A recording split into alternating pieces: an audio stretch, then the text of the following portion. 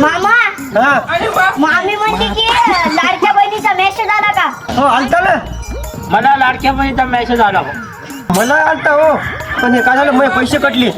दाजी इकडे या. दाजी तुमचे पैसे कसे काय कटले? अहो दाजी मी काय करू, तुमच्या बहिणीला म्हणलं मला नंबर देऊ नको म्हणलं, माझ्याकडे फोन पे खोलून ठेवलं.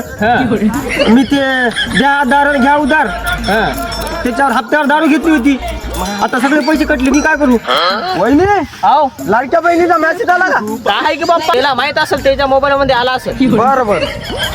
लाडक्या बहिणीचा मेसेज आला का? माझ्या मोबाईल तर काय अजून आला नाही.